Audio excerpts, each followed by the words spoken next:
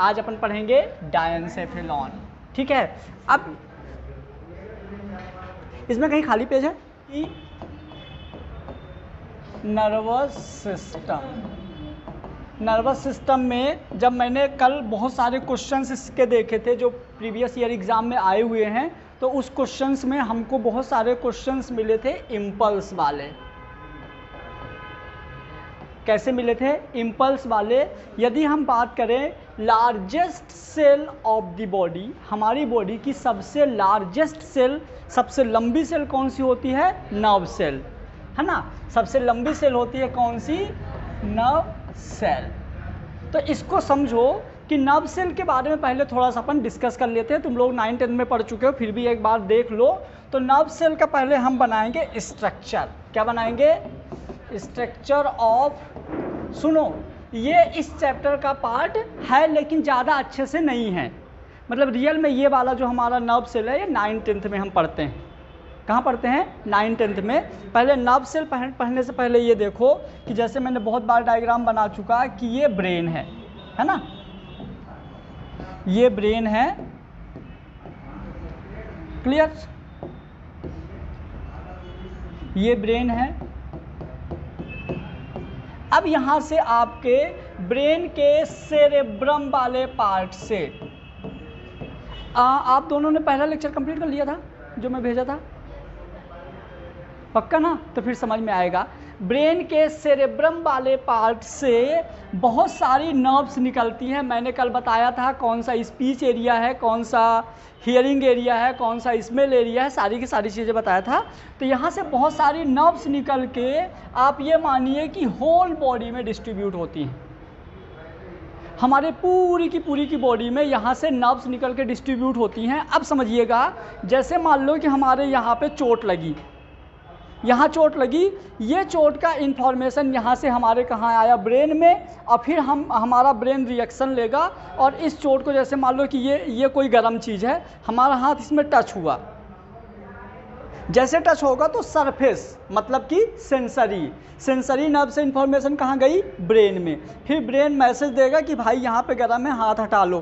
तो ये क्या होगा? यहाँ से हम हाथ हटाएंगे तो जो इन्फॉर्मेशन आएगी वो कैसे आएगी? मोटर नर्व से। कैसे आएगी? तो बस ये जितना तुम लोगों ने समझ लिया ना, इतनी सी बात 9-10 के लिए सफिशिएंट है। आज हम देखेंगे कि कैसे इन्फॉर्मेशन जाएगी और कैसे इन्फॉर्मेशन आएगी। रियल में ये चीज़ हमको पहले लेक्चर में पढ़ा देना चाहिए, लेकिन हमको लगा कि तुम लोगों को आता होगा। क्लियर? तो आज हम यही चीज़ अभी सीखेंगे पहले, उसके बाद हम थैलेमस शुरू करेंगे। क्लियर? क्योंकि मैं बार बार बोल देता हूँ कि इन्फॉर्मेशन गया, इन्फॉर्मेशन आया। इतना आपको याद हो गया कि सर ने बोला कि यदि यहाँ से इन्फॉर्मेशन ब्रेन में गया तो सेंसरी, ब्रेन से यहाँ आया तो मोटर। इतने में काम नहीं चलेगा, पता होना चाहिए कि कैसे गया कैसे आया। ठीक है? तो उसको पता करने के लिए हम सबसे पहले पढ़ेंगे क्या कि किस माध्यम से गया और किस माध्यम से आया, किसके थ्रू इन्फॉर्मेशन गई और किसके थ्रू इन्फॉर्मेशन आई। तो सबको पता है वो ऐसी चीज़ क्या है? नर्व। क्या है? नर्व। और नर्व का कलर जो होता है वो कैसा होता है? नर्व का कलर कैसा होता है? येलो। यदि हम बात करें तो आप लोग पता है कलर कोडिंग हमेशा याद रखिए, मैं भी यही कलर यूज करूंगा नॉर्मली। ठीक है? जब भी मैं बनाऊंगा नॉर्मल तो यही कलर यूज करूंगा।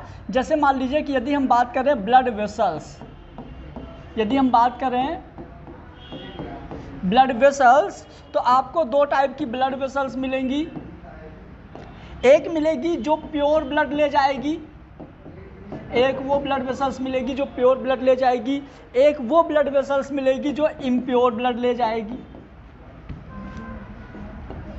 कैसी? एक मिलेगी इम्प्योर ब्लड लेके जाएगी। यदि प्योर ब्लड लेके जा रही है मतलब वो क्या है? बोलो, आर्टरी। मतलब किस कलर की रहेगी? रेड। यदि इम्प्योर ब्लड लेके जा रही है तो वो क्या है? वेन। क्या है? वेन। कैसा होगा वो? ब्लू कलर का। इनके अलावा भी जो नेटवर्क है हमारी बॉडी में वो होती है नर्व। क्या होती है? नर्व, जो कि कैसा रहेगी? येलो कलर की। तो कलर कोडिंग आप याद रखिएगा। जब भी आपको कोई कलरफुल डायग्राम मिलेगा तो जहाँ भी येलो कलर का मिलेगा, आप गूगल में सर्च करोगे तो जो येलो कलर की मिलेगी वो नर्व होगी।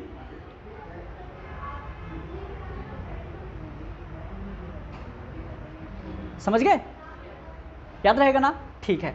अब यहाँ से थोड़ी सी एक क्वेश्चन, क्योंकि देखो क्या होता है, आप याद रखना, जो नर्व्स है, नर्व हमारी बॉडी के हर मैकेनिज्म को मेंटेन करती है। आप यहाँ हमको सुन रहे हो, सुनने के बाद आप उस चीज़ को एनालिसिस कर रहे हो। जैसे मान लो कि आपन ने मैं यहाँ से कुछ बोला, तुम लोगों ने सुना, आपके कान में जो भी कॉक्लिया वाला पार्ट है, जब वॉइस आपको सुनाई दी तो ये कान से वॉइस कहाँ गई? ब्रेन के कौन से वाले पार्ट में? सेरेब्रम में। कहाँ गई? ब्रेन के सेरेब्रम में। और सेरेब्रम में उसने एनालिसिस किया, बोला अरे यार ये तो क्यूट सी आवाज़ है ना, मतलब भूपेंद्र सर की होगी, ऐसा। ठीक है, तो इस तरह से जो अपन एनालिसिस करते हैं वॉइस को, जो हम पहचानते हैं, तो हमारा कौन सा पार्ट होता है? सेरेब्रम। क्लियर? चलिए, तो अब हम पहले देखेंगे, सबसे पहले जो ये वॉइस वगैरह लेके जाती है और लेके आती है, मैं अभी मान रहा हूँ कि तुम सब लोग 9th क्लास में हो और मैं 9th क्लास की एक सेल का स्ट्रक्चर बना रहे हैं जिसको बोलते हैं nerve cell. Diagram nerve cell का बनाएंगे और क्वेश्चन एम्स लेवल का पूछेंगे, रेडी रहना। इसके पहले एक क्वेश्चन है, जिसने बता दिया उसको अभी का अभी चॉकलेट खिलाऊंगा। कौन सी कंपनी का? ब्रांडेड। आओ, क्वेश्चन है what is the molecular weight या मॉलिक्यूलर मास या molar mass of haemoglobin? Option number 1, 2, 3, 4, जल्दी बोलो। What is the molecular mass of haemoglobin? बोलो कौन सा? मोबाइल जेब में डालो, जल्दी मोबाइल जेब में डालो बेटा, लाख रुपए फाइन लगा दूंगा। बोलो जल्दी से, मॉलिक्यूलर मास ऑफ हीमोग्लोबिन, फटाफट। पता किसी को? दिया तो जो आए तो लिख लो। 6495 ग्राम पर ml।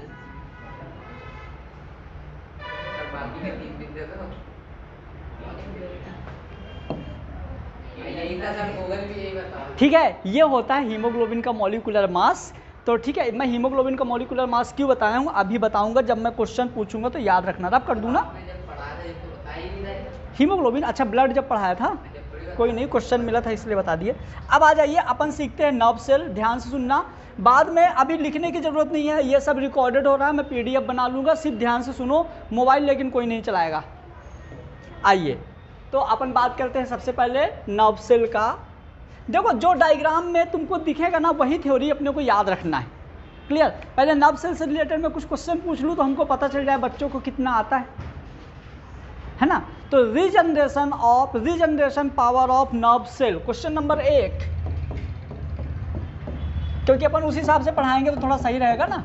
Regeneration power of nerve cell, जल्दी बोलिए, जो आए आप ऑप्शन में लिख दो। Regeneration power of nerve cell, जिससे पूछो कोई बताएगा। Regeneration power of nerve cell, आप बताइए। शिवानी राजपूत, कौन है शिवानी? हाँ बोलो। हैं?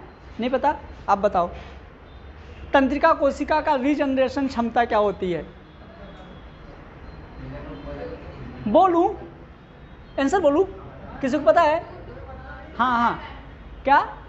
2 mm। मतलब कि यदि आपके नीट एग्जाम में क्वेश्चन आता है तो नीट एग्जाम में जाएगा आंसर 0। यदि आपकी नर्व सेल डैमेज हो गई है, तो उसका रीजनरेशन कभी नहीं होता। लेकिन उसके बगल, उसके अगेंस्ट यदि आपका मसल्स वगैरह या सेल्स वगैरह या एपिडर्मिस कुछ भी डैमेज हो गया है, यहाँ तक कि आपकी हड्डी तक टूट गई है, तो भी उसका रीजनरेशन हो जाएगा, दोबारा बन जाएगी। आपके चोट लगने के बाद कुछ टाइम बाद वो फुलफिल हो जाता है। क्यों? क्योंकि ये क्या है? एपिथेलियम है। तो एपिथेलियम की रीजनरेशन पावर होती है। सबसे ज़्यादा रीजनरेशन पावर किसकी होती है? कौन सा? कहाँ प्रेजेंट होता है बॉडी में? मैंने बताया था सबसे ज़्यादा रीजनरेशन पावर कहाँ होती है? बोलो, मैंने एग्जाम्पल भी दिया था। सबसे ज़्यादा रीजनरेशन मतलब समझ गए ना, कि चोट लगी फिर नया बन गया, चोट लगी फिर नया बन गया, मतलब चोट ना भी लगे तो भी नया बन जाता है।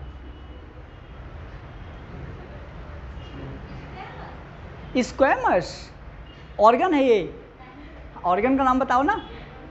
हमारी बॉडी में स्किन, स्किन तो मतलब ये तो हर जगह है ना, तो मतलब कौन सा वाला पार्ट? हाँ, मैक्सिमम रिजनरेशन पावर होता है किसका? एपिथेलियम का। और एपिथेलियम में वो वाली एपिथेलियम जो लिप्स में प्रेजेंट होती है। याद करो मैंने बोला था ऐसे करो सुबह सुबह तो स्किन निकल जाती है, फिर नई स्किन बन जाती है। ठीक है, यदि हम बात करें तो सबसे ज़्यादा रीजनरेशन पावर किस में होती है? एपिथेलियम में। और एपिथेलियम का कौन सा पार्ट होता है? लिप्स वाला पार्ट। आप लोग ट्राई करते होंगे, यदि सुबह सुबह उठो और ऐसे यदि होंठ में हाथ फेरो तो देखो स्किन पतली पतली। मैं यहाँ इसलिए बोल रहा हूँ फेरो कि ये गंदा रहता है तो अपन यहाँ से फेर लेते हैं। ठीक है, चल। हाँ, यदि नीट के अलावा यदि आपसे कोई पूछे, नीट के लिए इसका आंसर क्या जाएगा? 0, लेकिन रियल में 0 नहीं होता। रियल में होता है 2 mm पर ईयर, एक साल में 2 मिलीमीटर, मतलब बहुत कम क्वांटिटी एक साल में बनती है। जब तक ये इतना बनेगा ना तब तक आपकी 4 जिंदगी हो चुकी होंगी। इस वजह से हम इसको क्या मान के चलते हैं? 0। यदि आपको ऑप्शन में 0 है तो आंसर वही जाएगा, ऑप्शन में 0 नहीं है तो फिर आंसर क्या जाएगा? ये। क्लियर हुआ? चलिए अब हम बात करेंगे नर्व सेल। बहुत मज़ेदार कहानी है इसकी, ध्यान दीजिएगा। मैं इसको इस तरह से कुछ बना रहा है।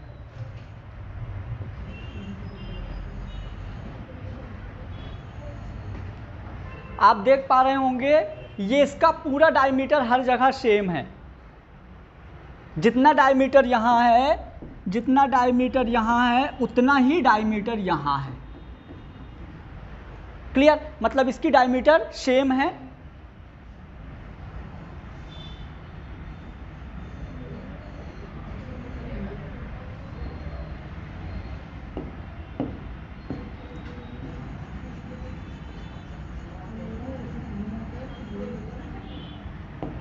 बातें ना करो ना, ज़्यादा अच्छा लगेगा।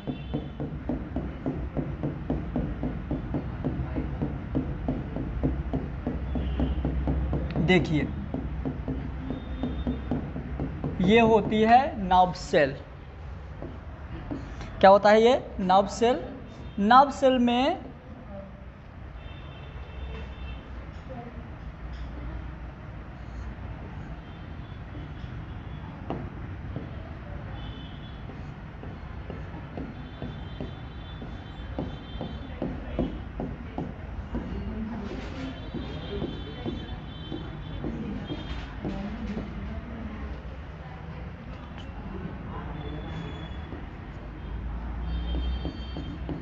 ये है डेंड्रॉन और ये है डेंड्राइट्स। सेंटर में क्या है? सेंटर में न्यूक्लियस है। और यहाँ जो फुल फिल है ये क्या है? साइटोप्लाज्म। क्या है? साइटोप्लाज्म। और सुनिए ना, मतलब साइटोप्लाज्म में यही न्यूक्लियस के साइड साइड में थोड़ा थोड़ा क्या रहता है पता है आपको? बोलिए। Nissl's granules. क्या होते हैं? यहीं पे प्रेजेंट्स होते हैं कुछ क्वांटिटी में निसल्स ग्रैन्यूल्स।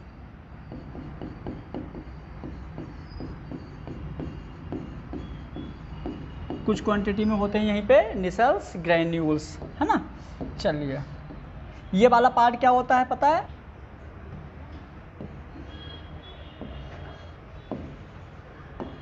वैसे रियल में ये कुछ और रहता है, लेकिन मेरे को यहाँ पे कुछ और सिखाना है, इस वजह से मैं इसको थोड़ा सा बड़ा करके बना दिया हूँ। ये वाला जो पार्ट होता है इसका, इसको हम बोलते हैं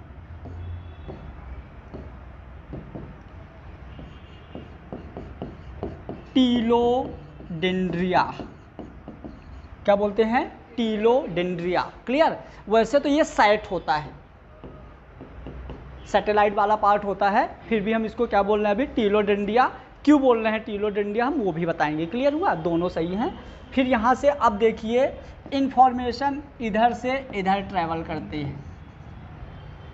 क्लियर। इन्फॉर्मेशन इधर से इधर ट्रेवल करती है। अब इन्फॉर्मेशन जब इधर ट्रेवल करती है, पता है इस वाले पार्ट को, ये जो ब्लू कलर का पार्ट है, हम इसको बोलते हैं, बोलिए एक्सोन। क्या बोलते हैं? एक्सोन। और जो एक्सोन होता है वो किसी एक लेयर से कवर होती है, जिसको हम क्या बोलते हैं?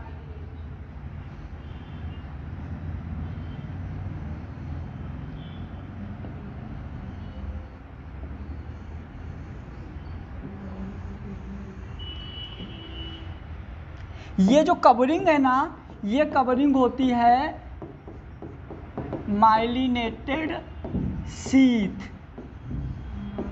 क्या होती है? कवरिंग होती है माइलिनेटेड शीथ, जो कि माइलिन प्रोटीन से बनी होती है। किससे बनी होती है? माइलिन प्रोटीन से ये बनी होती है। ये माइलिनेटेड शीथ माइलिन प्रोटीन से बनी होती है, जो कि एक टाइप का डेड होता है और इंसुलेटर का काम करता है। मतलब कि यदि दूसरी नर्व यहाँ आके टकराती है तो इसको डिस्टर्ब नहीं करेगी। मतलब यदि कोई दूसरी नर्व यहाँ से टकराती है तो रिस्पॉन्स देगी, या तो यहाँ से टकराती है तो रिस्पॉन्स देगी। यदि आप सोचो कि कोई नर्व यहाँ से टकरा के रिस्पॉन्स दे, तो ऐसा रिस्पॉन्स नहीं दे पाएगी, क्योंकि ये जो शीथ होती है ना, माइलिनेटेड शीथ होती है, डेथ होती है।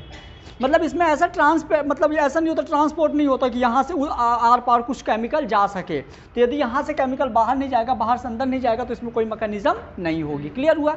उसके बाद यदि हम बात करें, जो माइलिनेटेड शीथ होती है ना बेटा, तो इस सेल को हम क्या बोलते हैं पता है? बोलिए। Schwann cell. मतलब सेल के ऊपर। अब इसको स्वान सेल क्यों बोलते हैं वो भी सुनो।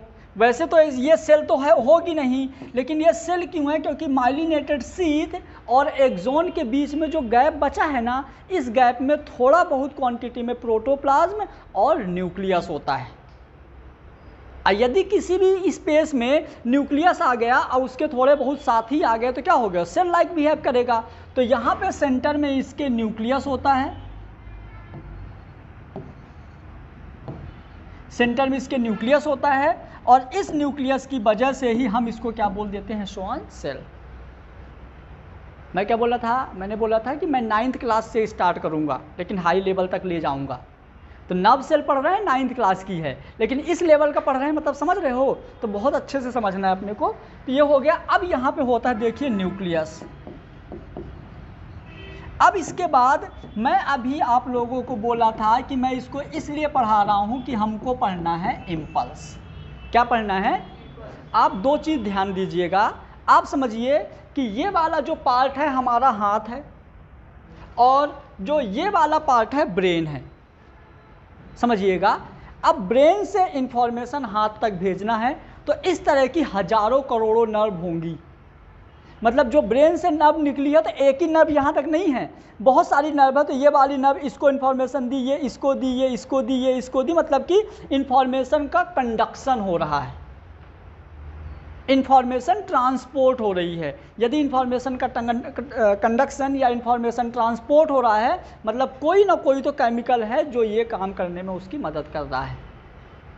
जो उसका रास्ता है, जो उसका पाथ है, वो तो नर्व सेल है। अब एक नर्व सेल से दूसरे नर्व सेल के लिए एक गेट होगा। क्लियर हुआ? समझना। मतलब यदि हम बोले कि एक ये नर्व सेल है, दूसरी नर्व सेल यहाँ से जुड़ी है, तो यहाँ पे हमारे मन में दो क्वेश्चन आते हैं। पहला क्वेश्चन आता है कि जो इंफॉर्मेशन इधर जा रही है वो कैसे जा रही है, और दूसरा क्वेश्चन आता है कि ये वाली नर्व सेल जो दूसरे नर्व को इंफॉर्मेशन दे रही है, तो ये कैसे यहाँ से दूसरे को दे रही है। यहाँ दो क्वेश्चन आता है। दोनों क्वेश्चन का पहले मैं जवाब दूंगा, क्योंकि तुम लोगों को नहीं पता। चलिए, यदि हम बात करें पहली जो इन्फॉर्मेशन होती है, तो पहली इन्फॉर्मेशन देखिए ऐसे जा रही है, ऐसे ऐसे ऐसे ऐसे। मतलब ये ऐसे और ऐसे, मतलब ले दे के यहाँ पे जो इन्फॉर्मेशन जा रही है ना, वो वेव फॉर्म में जा रही है। समझ गए? मतलब कि ये इन्फॉर्मेशन ऐसे भी है और ऐसे भी है। तो ये यहाँ से इन्फॉर्मेशन हो गई, पहला इन्फॉर्मेशन जो अंदर है। अब अंदर भी दो टाइप्स इन्फॉर्मेशन जाती है, एक को हम बोलते हैं साल्टेटरी इन्फॉर्मेशन, एक को बोलते हैं नॉर्मल इन्फॉर्मेशन।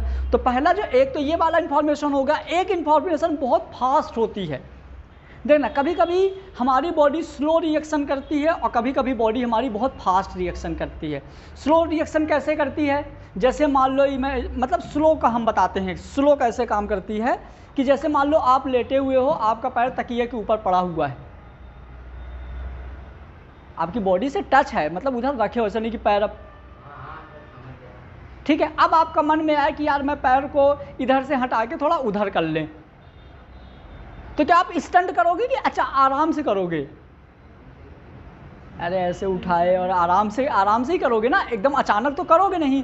पहला ये हो गया। दूसरा, यहाँ पे कोई चीज़ गरम रखी हुई थी, आपने ऐसे जा रहे थे और हाथ टच हुआ, तो जब आपका गरम चीज़ में हाथ टच होगा तो भी क्या आराम से ही हटाओगे? कैसे करोगे? मतलब हमको एक चीज़ समझ में आ गई कि हमारे नर्व में भी दो टाइप्स के इंफॉर्मेशन जाती है, एक वेरी फास्ट, एक नहीं समझ में आता। कभी कभी क्या होता है, कोई चीज़ हम पढ़ाई करते हैं तो एक बार में दिमाग में घुस गई,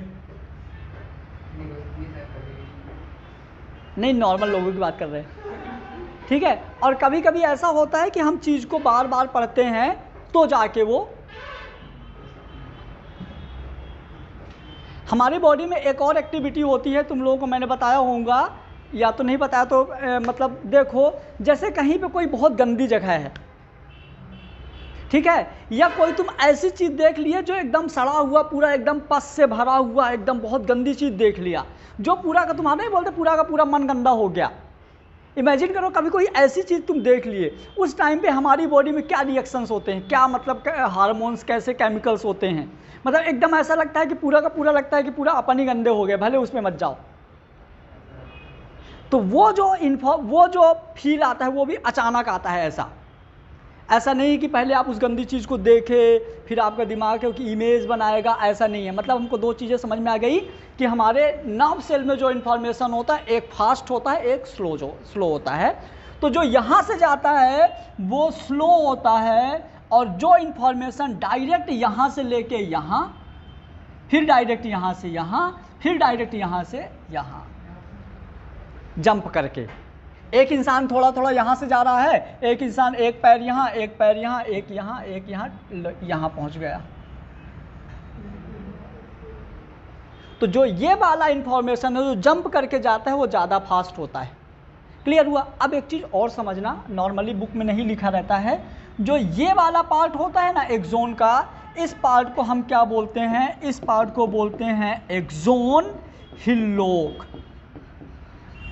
इस पार्ट को हम क्या बोलेंगे? एक्सोन हिल्लोक। एक्सोन हिल्लोक क्यों बोलते हैं वो समझो। जैसे ये है ना, आप इमेजिन करो कि ये वाली हमारी एक नर्व्स है, इस नर्व में एक दूसरी नर्व सेल इससे जुड़ी है, एक इससे जुड़ी है, एक इससे जुड़ी है, एक इससे जुड़ी है, एक इससे जुड़ी है। मतलब इस नर्व सेल से 5 और नर्व सेल जुड़ी हुई हैं। मतलब किसी दूसरी नर्व सेल का डेंड्राइट्स जुड़ा होगा ना, ये वाला पार्ट वहाँ जुड़ा होगा, समझ गए? किसी दूसरी नर्व सेल का डेंड्राइट्स वाला पार्ट यहाँ से जुड़ा हुआ है। अब ये कितना सारा इंफॉर्मेशन लेके जा रहा है, ये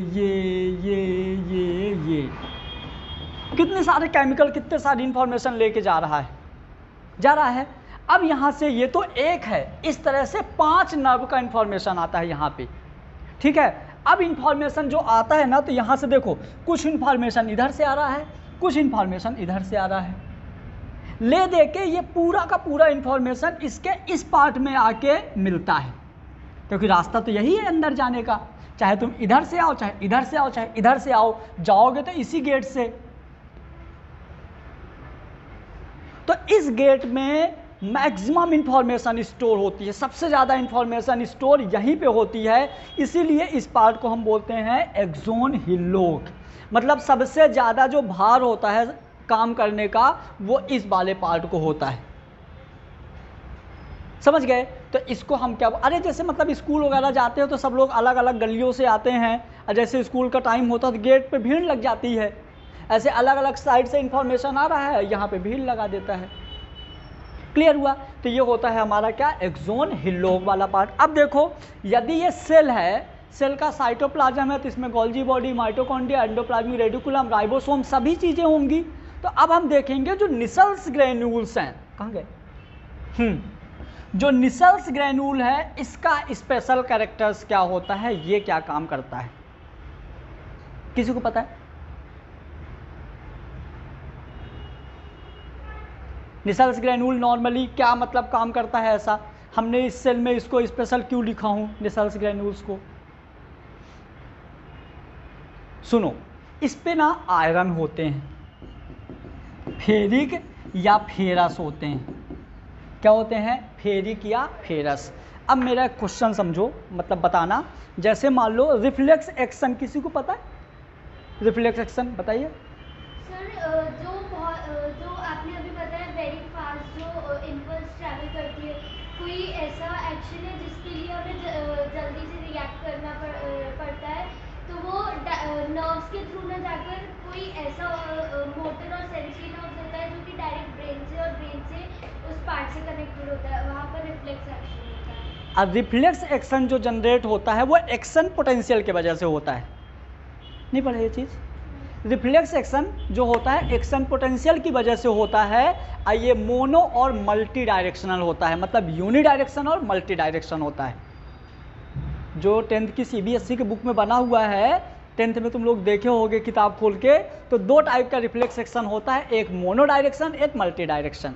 जैसे देखना ये हाथ है ना, ये हाथ है, मैं यहाँ पे मारूंगा, मैंने मतलब एक्शन यहाँ किया लेकिन रिएक्शन नीचे हुआ, देखना मैं जानबूझ के नहीं कर रहा है, ऐसे खुद से हो रहा है, समझ गए? तो हमने यहाँ मारा और ये नीचे गया, मतलब ये भी एक टाइप का रिफ्लेक्स एक्शन है, लेकिन ये वाला रिफ्लेक्स एक्शन यूनि डायरेक्शनल है। एक मल्टी डायरेक्शनल रिफ्लेक्स एक्शन, उसमें पैर का डायग्राम बना हुआ है NCERT में। तो मल्टी डायरेक्शन मतलब जैसे मान लो ये है, ये हाथ है, मैं इसको ऐसे टच करूँ तो ये हाथ कैसे घूमेगा? ऐसे। तो इसकी कोई डायरेक्शन है क्या?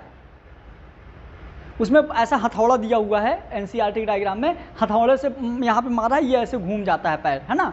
तो ये जो इम्पल्स होते हैं, तो इनको हमको ये भी पता चल गया कि ये एक डायरेक्शन में भी एक बार में जा सकता है, एक से ज़्यादा डायरेक्शन भी कर सकता है, क्योंकि डेंड्राइट्स क्या चारों साइड डिस्ट्रीब्यूट है ना। तो ये एक डायरेक्शन भी हो सकती है और एक से ज़्यादा डायरेक्शन भी हो सकती है। क्लियर हुआ? तो देखिए, ये वाला हमारा हो गया टीलोडेंड्रिया वाला पार्ट, और ये हो गया डेंड्राइट्स वाला पार्ट। हमको इसके बीच की कहानी समझ में आ गई। स्वान सेल होती है जहाँ पे साइटोप्लाज्म थोड़ा थोड़ा रहता है, ठीक है, जो माइलिनेटेड सीट से कवर होती है। माइलिन एक इंसुलेटर लेयर फॉर्म करता है, इम्पल्स होते हैं, ये सारी चीज़ें मैंने यहाँ पे बता दिया। अब अपने को एक कहानी और समझना है। कौन सी कहानी? बहुत मज़ेदार कहानी है। कहानी ये है कि जब दूसरी नर्व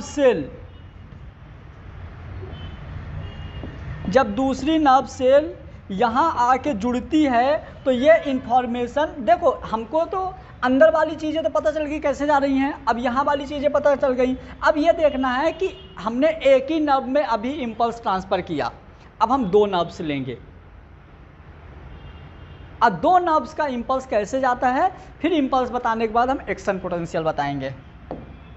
चलिए,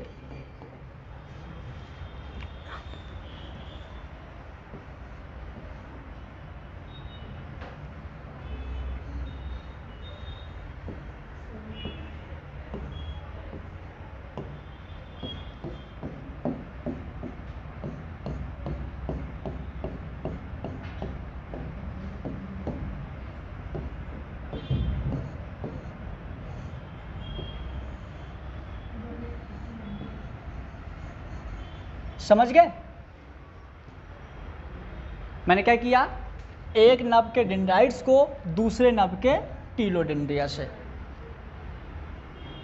एक नर्व के डेंड्राइट्स को दूसरे नर्व के टीलोडेंड्रिया से जोड़ दिया हूँ। तो हमको ये पता करना है कि जो यहाँ से मैसेज आया था वो यहाँ कैसे गया। इसके टीलोडेंड्रिया से जो मैसेज यहाँ पे आया, इसके डेंड्राइट से फिर इसके टीलोडेंड्रिया में कैसे गया, इसके डेंड्राइट से इसके टीलोडेंड्रिया में कैसे गया।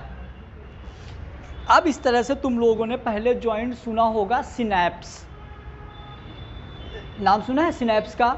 न्यूरो मस्कुलर जंक्शन एक होता है जब नर्व मसल से जुड़ी होती है, एक न्यूरोनिक जंक्शन जब नर्व से अटैच होती है। तो हमको यहाँ पे क्या पढ़ना है, नर्व का नर्व से अटैचमेंट। और नर्व का नर्व से अटैचमेंट जो होता है, मतलब कि ये है कि ये हमारी बॉडी के मैकेनिज्म को मेंटेन करेगा। और यदि तुम लोगों ने ये जंक्शन और जंक्शन के बाद नर्व के वजह से ये कैसे, मतलब देखो दो चीज़ें जंक्शन होगा, एक होगा नर्व प्लस मसल्स, एक होगा नर्व प्लस नर्व। नर्व और नर्व का हम यहाँ पे पढ़ रहे हैं, नर्व और मसल्स का आपको हम बाद में बताएंगे, मतलब ये मस्कुलेटरी सिस्टम है लेकिन मैं डिस्कस कर लूँगा यहाँ पे थोड़ा सा। यदि आपको इन दोनों इन्फॉर्मेशन के बारे में पता चल गया और ब्लड ग्रुप पता चल गया तो आप किसी भी इंसान की हिस्ट्री बता सकते हो, कैसा है, क्या सोचता है, क्या चाहता है, क्या नहीं बताना चाहता, सब बता सकते हो। बस 10 सेकेंड का हम डेमो देते हैं, एक ध्यान से समझना। यदि हम बात करें किसी भी इंसान का इतने के अलावा, इतना हटा दो, इतने के अलावा उसकी बॉडी से पहचान सकते हो कि ये गुस्सा है कि क्या है, पहचान सकते हो आप? यदि इतना हटा दो किसी भी इंसान, क्योंकि यदि ऐसा करता तो ऐसे ठंडी में भी करते हैं ना ऐसे, तो किसी भी इंसान को यदि हम इतना यदि हटा दे तो उसके बॉडी से हम नहीं पहचान सकते कि वो क्या चाहता है, मतलब कि पूरी कहानी थोबड़े में है कि नहीं। अब ध्यान देना, दो चीज़ें बताता हूँ। देखो, यदि हम बात करें आँख, तो ज़्यादातर इशारा कहाँ से होता है? आँखों से, और हेल्प करती है गर्दन। और जो इशारे होते हैं ये आँखों को ऑप्टिक नर्व, मतलब नर्व, और यदि यहाँ पे आँखों में नर्व है और नर्व कहाँ से आई है? ब्रेन से। नर्व कहाँ से आई है? ब्रेन से। मतलब ये 100% है कि ब्रेन ही कुछ लोचा कर रहा है। ये जो आई हो गए, नोज़ हो गए, आपका जो फेस हो गया, ये तो एक मीडियम है अपने हाव भाव व्यक्त करने के। कंट्रोल कौन कर रहा है? क्लियर? तो यदि अपन इनके हाव भाव को समझ लें तो ये चीज़ें बहुत अच्छे से समझ में आ जाएगी। हाव भाव मतलब कैसे? जैसे मान लो, समझ गई ना? ये देखो समझ गई क्या बोल रहे हैं, ठीक है? तुम नहीं समझी? तो देखो ज़्यादातर चीज़ें क्या होती है, अब समझो। जैसे मान लो यदि हम बात करें आँखों की, ध्यान से सुनना, इसको मैं बाद में लिखवा दूंगा। तो आँखों को जो मसल्स कवर करती है वो होती है ऑर्बिकुलरिस ऑक्यूलाई। क्या होती है? Orbicularis oculi. जो लिप्स को कवर करती है वो होती है ऑर्बिकुलरिस ओरिस। क्या होती है? ऑर्बिकुलरिस ओरिस। ई, ये जो फूल क्या ना, ई करो, ई ई, ये जो फूल है ना, ये हड्डी होती है जाइगोमैटिक। कौन सी? और यहाँ जो मसल्स होती है ई वाला, ये होती जाइगोमैटिक मसल्स। कौन सी होती है? Zygomatic muscles. अब रियल में जो जाइगोमैटिक मसल्स होती है ना, ये ऐसे क्रॉस जाती है, ऐसे। जब भी तुम लोग इसका यदि कभी देखे होगे तो ऐसे क्रॉस होती है। तो एक बाहर साइड जा रही होती है जिसको बोलते हैं लेटरल टेरेगॉइड मसल्स, एक अंदर साइड आ रही होती है जिसको बोलते हैं मीडियल टेरेगॉइड मसल्स, इधर भी इधर भी। फिर जो इधर पे मसल्स होती है ये और ये, है ना, क्रॉस बनती है, इधर ऐसे इधर ऐसे। देखना मैं भी डायग्राम भेजूंगा। तो ये जो मसल्स होती हैं ये होती है प्लेटिज्मा। क्या होती हैं? तो ये ज़्यादा नहीं है। ये सामने वाली जो मसल्स है फ्रंटेलिस है, फ्रंटल बोन की मसल्स को हम बोलेंगे फ्रंटेलिस। तो ये 4-5 मसल्स के स्टडी तुमको पता चल जाए तो किसी भी इंसान की कहानी तुम समझ सकते हो। बाकी आधी कहानी तो हम ब्लड ग्रुप से बता देते हैं। किन किन का ओ है? तुम्हारा कौन सा है? किन किन का बी है? ज़्यादातर लोगों को पता नहीं है। चलो ट्राई करूँगा किसी दिन, मंडे सिखाएंगे, ठीक है? तो इनका अब देखो, अपने दिमाग में, तुम लोगों के दिमाग में क्वेश्चन आ गया है कि सर आगे कुछ ऐसा सिखाने वाले हैं कि हम फेशियल एक्सप्रेशन से सामने वाले इंसान के हाव भाव जानना है। तुम यही सोच रही हो ना कि ठीक है, अपने को ये बताना है कि सामने वाले इंसान का क्या हाव भाव है। आओ, अब ये कैसे पता चलेगा? तो ये भी पता चलेगा इनकी स्पीड पे, है ना। तो ये हो गया हमारा। अभी हम क्या देखेंगे? ये वाला जंक्शन, नर्व्स का नर्व वाला। हम मसल्स वाला तब देखेंगे जब मैं वो चीज़ पढ़ा रहा होऊंगा कि जब ये पेन रखा है, हमने इस हाथ को, दिमाग ने बोला भाई इसको उठा, तो ये गया तो उठाया। मतलब ये है कि दिमाग की जो नर्व है इसके मसल्स को आदेश दी। क्योंकि हाथ की भी एक्टिविटी चेंज हो रही है ना। आप किसी को पकड़ोगे तो ऐसा करोगे, किसी को मारोगे तो ऐसा मारोगे, किसी को हाथ मिलाओगे तो ऐसा, मतलब जो हमारे हाथ की एक्टिविटी ये सब चेंज हो रही है, यही कंट्रोल कर रहा है। तो ये वाला जो ये हाथ मतलब जो हमारी फिजिकल चेंज हो रहा है, ये होता है न्यूरोमस्कुलर जंक्शन, नर्व का मसल से जंक्शन। लेकिन जो इंफॉर्मेशन ट्रांसपोर्ट हो रही है वो होता है न्यूरोनिक जंक्शन, नर्व का नर्व से जंक्शन। तो हम यहाँ पे क्या देखेंगे, न्यूरोनिक जंक्शन। आ जाइए,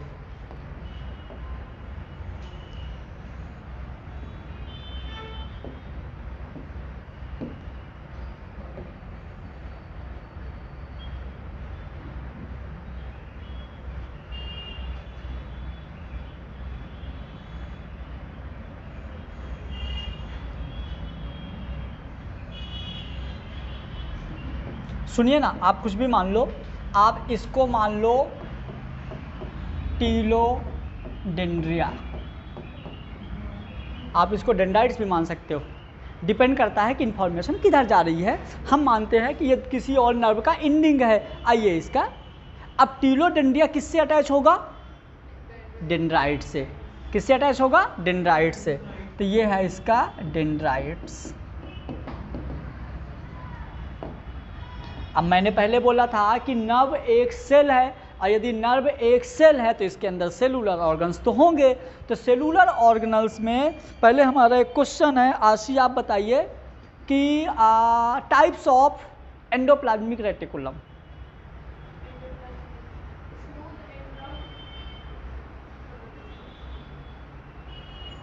राइबोसोम,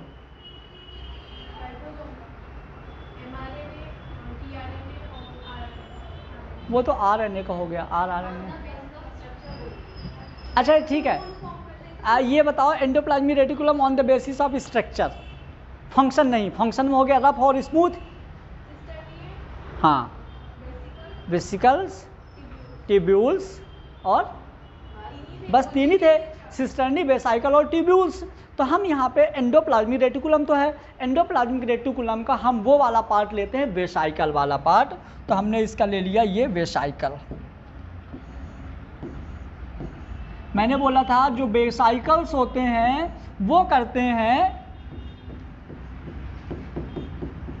ये वहाँ पे है, जो बच्चे नहीं पढ़े सेल बायोलॉजी में मैंने पढ़ाया था। एंडोप्लाज्मिक रेटिकुलम तीन टाइप के होते हैं, सिस्टर्नी, वेसाइकल और ट्यूब्यूल। ये तीनों आपस में अरेंज होकर एक न्यू स्ट्रक्चर फॉर्म करते हैं जिसको बोलते हैं गोल्जी बॉडी। डिस्कवर किसने किया था, कैमिलो गोल्जी। तू पढ़ती क्यों नहीं हो जी, फिर थोड़े थोड़े में कैसे काम चलेगा। जो चैप्टर एक बार पढ़ लियो उसको पूरा आना चाहिए बेटा, ठीक है। चलिए, तो ये है वेसाइकल्स। वेसाइकल एक टाइप्स का एंडोप्लाज्मिक रेटिकुलम ही होता है जो कि अपने अंदर स्टोर करके क्या रखा है, स्टोर करके रखा है केमिकल। कौन सा केमिकल, कोई बताएगा, एसिटाइल कोलाइन। एसिटाइल कोलाइन इसके अंदर केमिकल स्टोर है वेसाइकल्स के अंदर।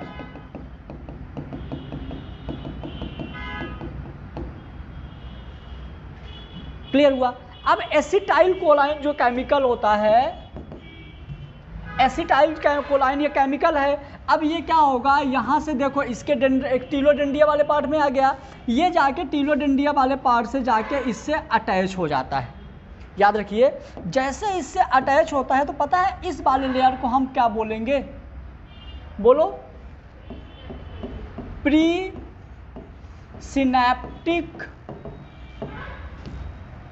सिनैप्टिक मेम्ब्रेन, और इस वाले लेयर को हम बोलेंगे पोस्ट सिनैप्टिक मेम्ब्रेन। अब सुनो, ऐसा जरूरी नहीं है कि ये यही हो। यदि इंफॉर्मेशन डेंड्राइट से टीलोडेंडिया में जा रहा होगा तो क्या हो जाएगा, डेंड्राइट्स वाला हो जाएगा प्री, मतलब जो पहले आएगा वो प्री, जो बाद में आएगा वो आराम, ठीक है, जो पहले आएगा प्री, जो बाद में आएगा पोस्ट। इतना पता है ना। अब जब इंफॉर्मेशन कंडक्शन स्टार्ट हो जाएगा, जैसे इंफॉर्मेशन जाने लगा तो इन वेसाइकल्स में मूवमेंट शुरू होगा। मूवमेंट होगा मतलब वेसाइकल्स चलना शुरू करेंगी, ये वेसाइकल्स आके इससे अटैच होने लगेंगी। इनर वॉल से। मान लो इनमें से एक वेसाइकल आई और यहाँ से अटैच हो गई, ये मान लो तीनों वेसाइकल्स यहाँ पे आके अटैच हो गई, और अटैच होने के बाद जो वेसाइकल की लेयर है ये लेयर ब्रेक हो जाती है और ये केमिकल रिलीज हो जाता है इस स्पेस में, जिस स्पेस को हम बोलते हैं क्या, पेरीफेरल स्पेस बोल सकते हैं, सिनेप्टिक नोब बोल सकते हैं। ये हो जाएगा पेरीफेरल स्पेस। और इस पेरीफेरल स्पेस में जैसे ही ये केमिकल यहाँ आके ये स्टोर हुआ ना, तो इस स्टोरेज को हम बोलेंगे क्या, सिनेप्टिक नोब या सिनेप्टिक क्लेफ्ट भी बोल सकते हैं। ठीक है, अब ये देखो ये केमिकल यहाँ आ गया। अब जो ये दोनों पता है सेमी परमेबल या ट्रांसपेरेंट मेम्ब्रेन होती हैं, ये भी और ये भी। तो केमिकल यहाँ से कहाँ आ गया, ये आ गया देखो यहाँ, यहाँ, यहाँ, यहाँ, यहाँ, समझिएगा। अब ये क्या हुआ, ये आगे टूट गया।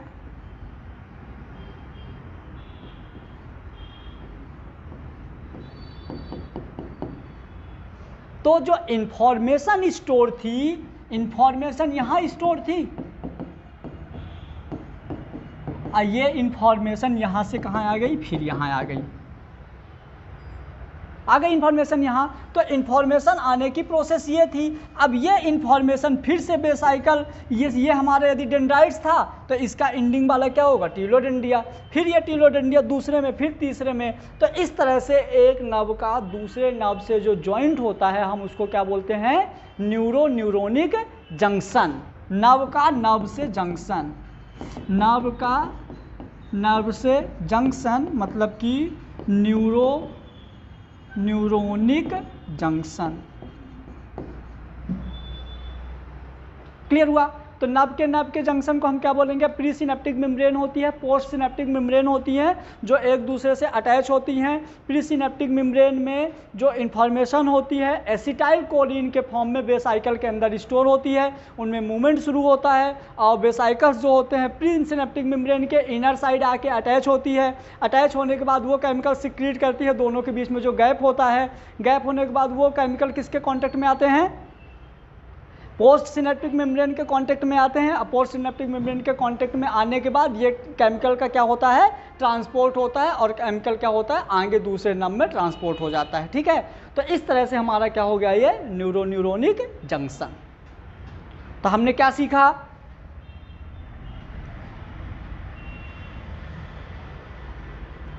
समझ गए पूरी कहानी। तो ये पूरी कहानी अब जब मैं तुम लोगों को बोलूँगा ना कि इन्फॉर्मेशन ट्रांसफ़र हुई, ये हमने हाथ को उठाया, यहाँ से इन्फॉर्मेशन वहाँ गई, तो अब तुम लोगों के दिमाग में इमेज समझ में आ जाएगा कि कैसे इन्फॉर्मेशन गई। क्लियर हुआ, एक नर्व कैसे इन्फॉर्मेशन ले गया, कैसे इन्फॉर्मेशन ले आया, सारी चीज़ें यहाँ पे हो जाएगी। जैसे मान लीजिए कि ये अब यहाँ पे आया, यदि मान लो ये इंड वाला पोर्शन है, लास्ट वाला पोर्शन है, तो यहाँ पे एक्शन हो जाएगा। एक्शन, जिस काम के लिए आया था वो काम यहाँ हो जाएगा। समझ गए। और हमारी बॉडी में सबसे ज़्यादा जो नर्व एंडिंग्स होती हैं, हमारी बॉडी में जो सबसे ज़्यादा नर्व्स होती हैं वो कहाँ होती हैं, tip of finger.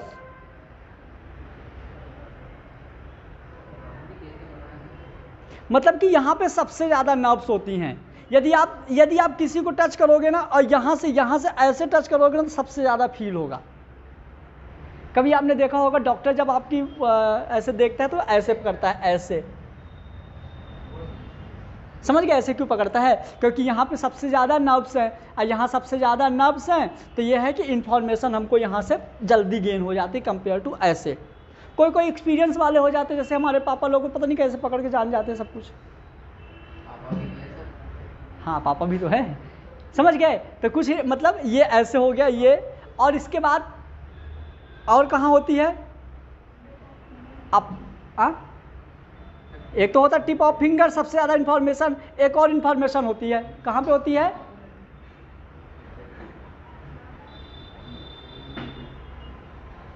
Upper surface of lips. जब वो लिप गार्ड लगाते तो गुदगुदी नहीं लगती, लगती है ना। तो ये होता है अपर सरफेस ऑफ लिप्स। और कहाँ होता है? निप्पल्स ऑफ मेमोरी ग्लैंड्स, जहाँ सबसे ज़्यादा नर्व्स होती हैं, मतलब हमारी बॉडी में जहाँ सबसे ज़्यादा सेंसेशन होता है। और समझ गए? आर्म पिट, गुदगुदी नहीं लगती यहाँ पे, पेट में भी लगती है। ठीक है, तो इस मतलब कुछ हमारी बॉडी के ऐसे पार्ट्स होते हैं जहाँ पे सबसे ज़्यादा क्या होता है, नर्व्स होते हैं, और जहाँ जितने ज़्यादा नर्व्स होंगे वहाँ पे उतनी ही ज़्यादा सेंसिटिविटी होगी। वैसे किसी किसी के तलवे में भी गुदगुदी लगती है ज़्यादा, सबकी लगती है, मेरे नहीं लगती तलवे में, लेकिन जूते पहने रहता हूँ ना। ठीक है, तो ये हो गया हमारा मतलब नर्व एंडिंग। अभी नर्व से तो बहुत अच्छी कहानियाँ आएंगी, अब वो कास्ट कर दो। सेरेब्रम के बाद अब जो हमको पढ़ाना था डायनसेफेलॉन, उसके आगे का कंटिन्यू करते हैं। एक अच्छी बेचारे का मुंह है, बताओ डायर बोल रही हो। आओ अपन देखेंगे। अच्छा रुको ना, मतलब डायनसेफेलॉन शुरू करने से पहले मेरे दिमाग में क्वेश्चन है, बोलो तो पूछ लूँ। अब तो और पूछूंगा। ठीक है, क्वेश्चन ये है कि मान लो एक इंसान है और वो मतलब नदी में गिर गया है, मतलब कि मान लो कि एक डेड बॉडी मिली है, ऐसा है। क्वेश्चन ये है कि एक डेड बॉडी मिली है और डेड बॉडी जो है वो पानी में मिली है, नदी में। अब उसके पेरेंट्स ना, मतलब जो उसके मम्मी पापा थे, वो डेड बॉडी को ले गए हॉस्पिटल और डॉक्टर से बोलते हैं कि डॉक्टर साहब पता करिए पोस्टमार्टम करके कि ये जो हमारा मतलब बच्चा है तो इसको इसके दुश्मन ने मार के नदी में फेंक दिए हैं कि ये नदी में डूब के मरा है। हाँ, तो जिसको पता है वो नहीं बताएगा, लेकिन जिसको नहीं पता वो बताओ। क्वेश्चन समझ में आया कि नहीं?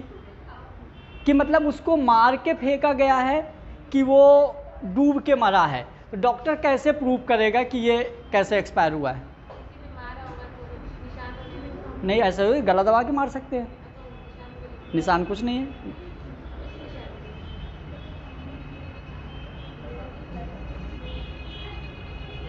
कैसे प्रूव करेंगे कि ये मार के फेंके हैं कि मरा हुआ था, बताओ? नहीं तो सीआईडी कैसे पता लगाएगी? वो भी तो पता लगाएगी ना। सर हो सकता है कि उसे डुबा के मार दिया गया। तो वही तो प्रूव करना है कि डुबा के मारा, वो मर गया ना, वो बता ही नहीं रहा। हाँ, जो मर गया वो कैसे बोलेगा, वो बोल ही नहीं पा रहा है, बताओ? दो लॉजिकल आंसर लगाओ दिमाग, और क्या।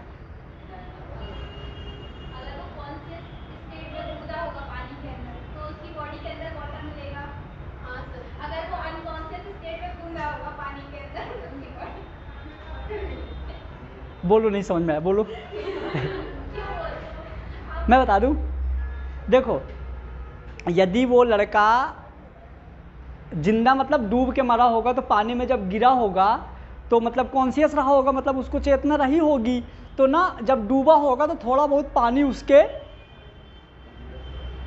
स्टमक में चला गया होगा। जैसे मान लो उसका ये स्टमक है, ठीक है, तो यदि वो होशो हवास में था और कूदा है तो थोड़ा बहुत उसका पानी यहाँ पे चला हो गया होगा, फिर ये कार्डियक स्फिंक्टर बंद हो गया होगा। लेकिन यदि उसको मार के फेंके होंगे तो मार के फेंकेंगे तो यदि वो मर चुका है तो उसकी बॉडी के अंदर की मैकेनिज्म काम कर नहीं रही है कोई भी, तो उसकी मसल्स ये कंटिन्यू पैक हो गई होगी। तो यदि उसको मार के फेंके हैं तो ना सांस लेगा ना पानी पिएगा, मतलब कि जो नदी का पानी है वो उसके स्टमक में नहीं जाएगा। तो पोस्टमार्टम करेंगे, पोस्टमार्टम में देखेंगे कि यदि उसके स्टमक में पानी भरा हुआ है मतलब वो गलती से गिर गया है, उसका मतलब डूब के मरा है। लेकिन यदि उसके स्टमक में पानी नहीं है तो मतलब उसको किसी ने मार के फेंका। अब मान लो कोई टैलेंटेड किलर है, एकदम डॉक्टर है वो, और उसने मार के फेंका और जज पता नहीं कर पाया कि इसको मतलब ये मारा है कि सुसाइड हुआ है। तो यदि कोई पढ़ा लिखा एकदम किलर है तो कैसे मारेगा उसको? नहीं, बताओ, मतलब कैसे उसको अपन मारे कि मतलब जज भी ना पता लगा पाए कि ये मतलब मर्डर है।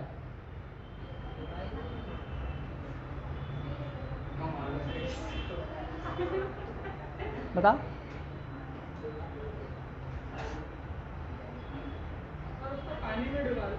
पानी में डूबेगा तो पता चल जाएगा, अभी तुम थे नहीं, कहानी खत्म हो गई। बताऊं, जैसे मान लो कि कोई पढ़ा लिखा किलर है, एकदम टैलेंटेड डॉक्टर टाइप का कोई है, पता ज़्यादातर जो इस तरह के किलर होते हैं ना, सब बड़े बड़े इंजीनियर और डॉक्टर्स ही होते हैं। सच में क्या लगता तो तुमको कोई गधा ऐसे काम कर पाएगा? जो बड़े बड़े ये ऐसे मतलब गैंग चलाते हैं ना, वो सब बहुत टैलेंटेड होते हैं, प्लानिंग और ये सब मतलब बहुत दिमाग वाले होते हैं। हाँ नहीं, हमको इसने सिखाया सब।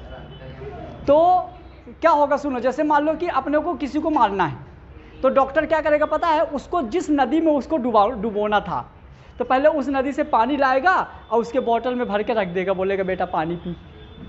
मरने के पहले पानी पिला देगा और फिर मार के उसी नदी में डाल देगा। तो जब पानी मिलने वाला सेम पानी हो जाएगा तो पता ही नहीं चलेगा। बेटा हर चीज़ है, आ जाओ।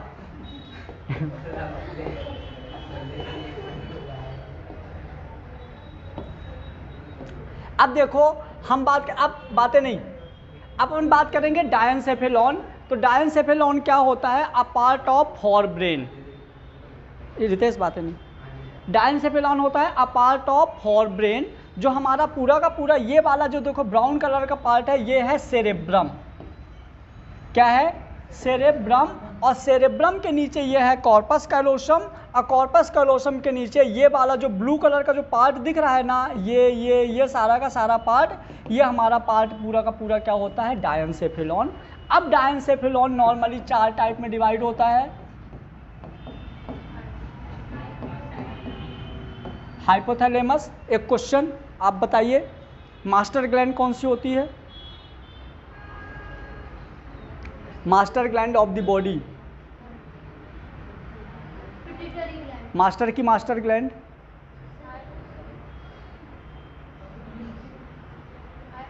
हाइपोथैलेमस।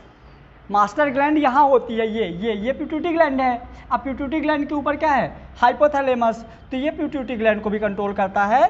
तो जो हमारा पिट्यूटरी ग्लैंड्स होती है, ये होती है मास्टर ग्लैंड, और जो हाइपोथैलेमस होता है वो मास्टर की भी मास्टर ग्लैंड होती है। हाइपोथैलेमस एक हार्मोन सिक्रीट करती है, GnRH, गोनाडोट्रोपिक रिलीजिंग हार्मोन, बाद में देखेंगे। चलिए, तो हो गया हाइपोथैलेमस, इपिथैलेमस, मेटाथैलेमस और थैलेमस। इसके अब देखो, it is small chamber like posterior part for brain which is the covered by the cerebrum. It consist of the 3 part, thalamus, epithalamus, hypothalamus, metathalamus.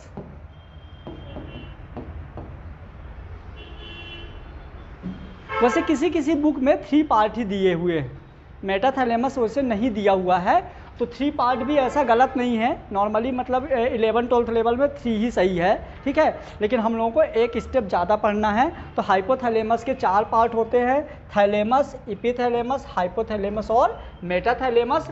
अब हम पहले स्टडी करेंगे थैलेमस वाला part. क्या स्टडी करेंगे? थैलेमस वाला पार्ट। मतलब आप देखिएगा इधर, ये है थैलेमस, मतलब ये सेरेब्रम के जस्ट नीचे ये क्या होता है? थैलेमस। अब थैलेमस क्या क्या करता है बहुत ध्यान से समझना। इस पूरे उसमें सिर्फ 2 ही चीज़ इंपॉर्टेंट है, थैलेमस और हाइपोथैलेमस।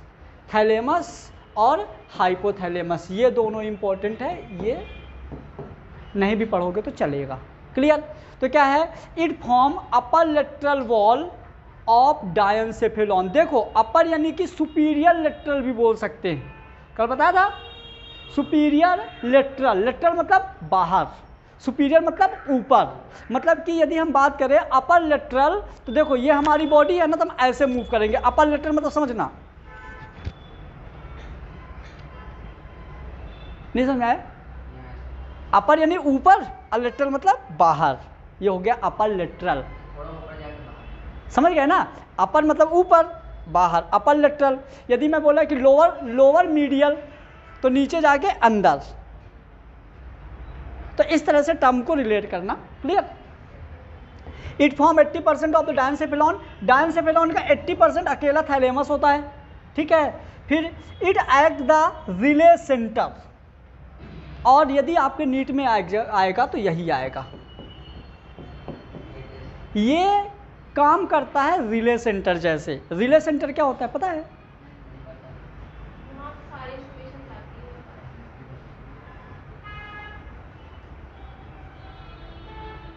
जाती है या आती है, मतलब बहुत सारी चीज़ों का एक जगह। तुम लोगों को नहीं पता रिले सेंटर? सुनो क्या होता है, छोटा सा वर्ड है, कहानी बहुत बड़ी है।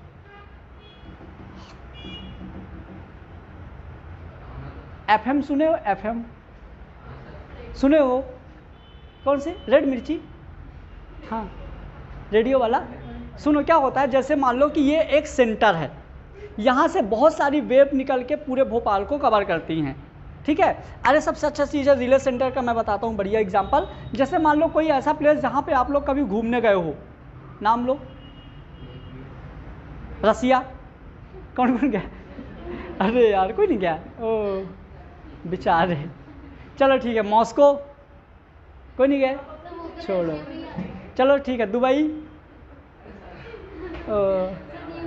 चलो छोड़ो। DIG, आज ही आए हो, ठीक है। चलो एक ऐसा प्लेस का नाम लो, अपने मन में सोचो जहाँ पे तुम लोग गए हो कभी। सोच लिया? आगरा गए हो? आगरा, आगरा गए हो? नहीं गए? सेम, मतलब फिर भी कुछ ऐसा सोच, यहीं पे कहीं कुछ सोच लो जहाँ तुम लोग गए हो। अब तुम लोग यहाँ पे आ गए हो, लेकिन उसके बारे में तुम पूरा का पूरा अपने दिमाग में इमेज बना सकते हो, पूरा इमेज बना सकते हो जहाँ तुम गए हो, यहीं बैठ के। जिस भी प्लेस में तुम लोग गए हो, ऐसी बिल्डिंग है, ऐसा रास्ता है, यहाँ पे ऐसा ये खाने को मिलता है, ये पूरा का पूरा आप दिमाग में इमेज बना सकते हो। मतलब कि ये प्रसारण केंद्र होता है, मतलब बहुत सारी इंफॉर्मेशन को एक जगह हम रख सकते हैं, ठीक है। तो ये हमारा होता है रिले सेंटर। और जैसे मान लो यदि किसी प्लेस आप लोग कभी नहीं गए, तो वहाँ का इमेज तो बनेगा, लेकिन धुंधला इमेज बनेगा। वहाँ पे जो आपके दिमाग में इमेज बनेगा, तो ऐसा इमेज बनेगा कि ऐसा हो सकता है, कंफर्म नहीं बनेगा। जैसे यदि हम USA की बात करें, तो USA में आप सोच सकते हैं कि यार वहाँ ऐसी ऐसी बिल्डिंगें होंगी, ऐसे ऑफिस होंगे, कंफर्म कुछ नहीं है, क्लियर। तो ये जो फिर भी तुम सोच रहे हो, देखो कितनी बड़ी चीज़ है, गए नहीं फिर भी तो सोच रहे हो ना। तो इस तरह से जो हमारी बॉडी में सेंटर काम करता है, वो क्या होता है? Relay centre.